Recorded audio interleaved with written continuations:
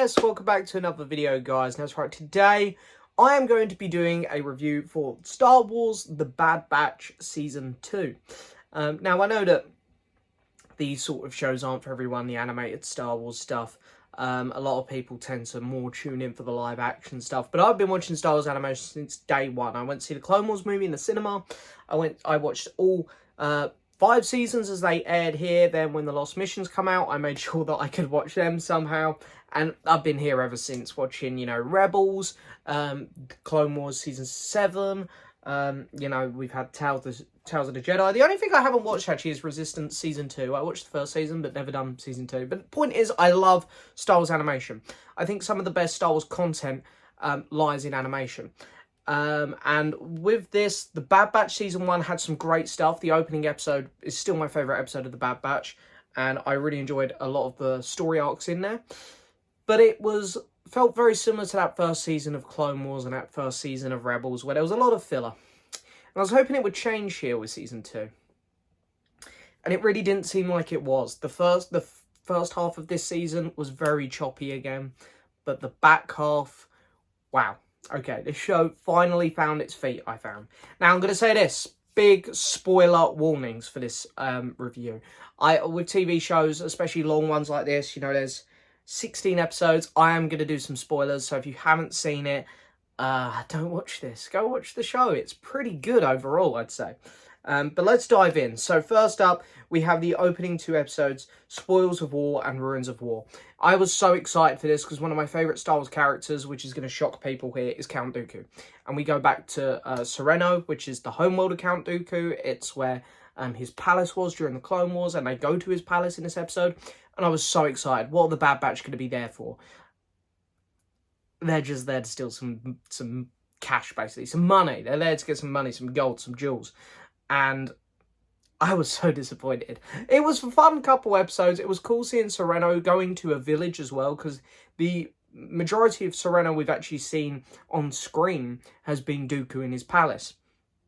We haven't really seen much of like the villages and stuff. We've read about them. They've been in a couple of the novels. They might have appeared in some comics. I'm not too sure. I haven't really read many comics that are set on Serenno. But that was cool. I did enjoy that stuff. And the guy that you meet in the village was pretty cool as well. But I was so disappointed they weren't there for something a bit more interesting. It was Dooku, man. This guy was like the one of the top guys in the prequel era. And they were just there for just some money. So yeah, that was a bit of a shame. But the opening 2 episodes, fine. They were good. They were entertaining enough. Then it went into the episodes, The Solitary Clone, which is, of course, the return, finally, of Commander Cody. Really, I know that there's legends and there's stories about Cody that happened, but in canon Star Wars, we actually don't know anything about Cody, and they've really taken their time to do something with him. I was really hoping he was going to be in the Kenobi show, I can't lie, but anyway, there was a lot of things that I wanted to be in that show that wasn't. We finally see him here, and it went in a very interesting direction. I thought Cody might stay quite strict to himself and be this aggressive clone, but you see him sort of turn, and he gives Crosshairs that kind of,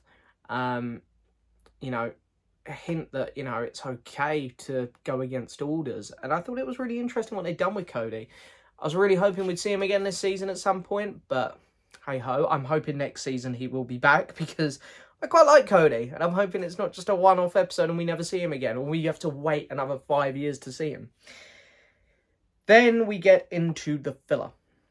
We have Faster and Etenbom and Entom Bed. I'm not even sure why that one's called that. But anyway, we had 2 really filler episodes here. Like, Faster was literally just a pod race. It was cool. There's some good development given to Tech in this one. And there's some good development given to Echo throughout the first half of these stories as well. But yeah, nothing much happens in these. Got Tribe, which was okay. They bring Gungi back, who was a cool Padawan.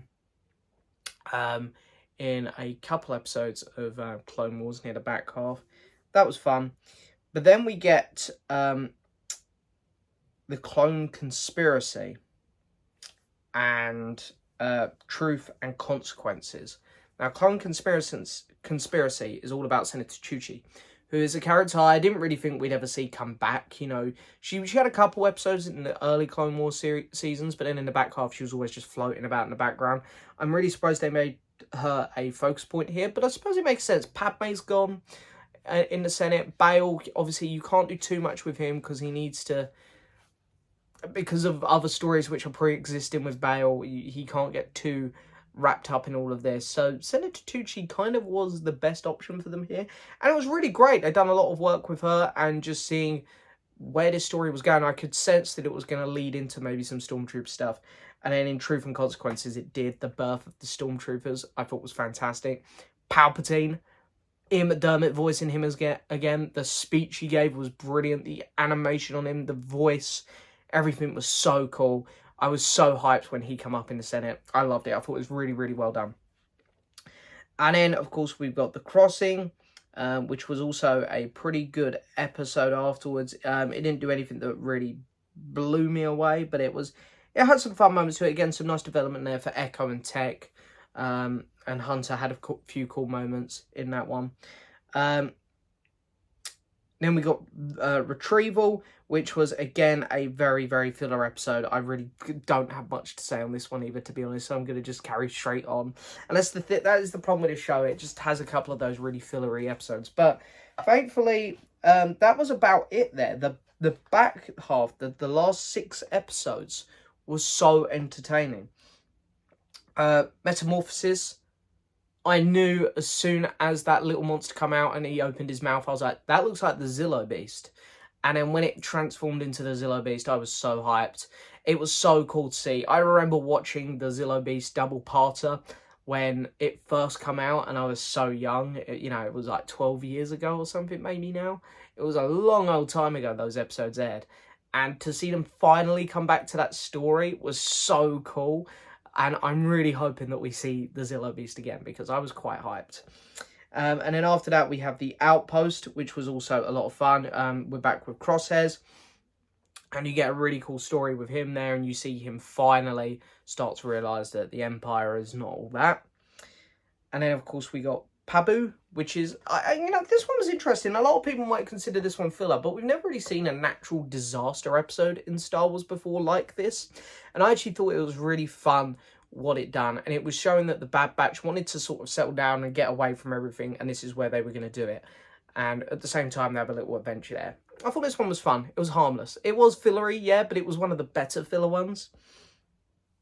And then we've got Tipping Point, which was really, really interesting. Of course, there's a lot of bouncing back and forth here between the Bad Batch and what's going on at this cloning facility where Crosshairs is.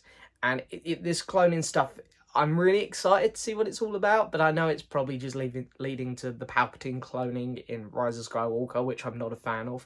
But I'm really liking what they're doing there. And then the double-parter, which came out yesterday, The Summit and Plan 99 was fantastic. The Summit was really good, a lot of cool action sequences, and yeah, just a lot of fun. But Plan 99, oh man, this episode kind of had me, I had a few tears watching this one. Echo's death, Tech's death. I saw it coming, I can't lie, but it was just so well done. And I genuinely had a tear in my eye because they developed him and the rest of the Bad Batch so well this season compared to the first season. And I was really sad to see Tech go. So yeah, really, really sad stuff there. But then moving on from there, the whole back half of the episode, how the team deal with it, how Omega reacts. And then, of course, Omega getting captured, I thought was a really, really great cliffhanger. And I'm really excited to see where we go with that in the next season. But yeah, there's a lot of cool stuff. And of course, I didn't even mention, some of the cameos in this. Krennic appears and Ben Mendelsohn's back. Voicing him for like one line in this episode. Tarkin plays a huge part, which is great because I love Tarkin. I'm really hoping next season, I know that this guy in charge of this cloning facility is probably going to be the main villain, but I'm hoping for, I don't know, someone a bit more menacing. But I'm really excited to see where we go with the next season because I have really, really enjoyed this season. It's been a lot better than season 1. The first half, there was a lot of filler, but the back half, there was really just that one episode. But other than that, I had a very, very fun time with the back half of this season. So yeah, Bad Batch Season 2, I'm going to give a 7.5 out of 10 to. I thoroughly enjoyed myself with this show. And yeah, it's picking up, like all the animated Star Wars shows do. Rebels and Clone Wars both started out with very mixed bag seasons, very innocent, and then it really just starts ramping up, and you can feel Bad Batch doing that, which is really exciting. But anyway, guys, I hope you've enjoyed this video as always. Don't forget to hit the subscribe button, like the video, leave a message, and as always, I'll see you next time for another video. Bye bye.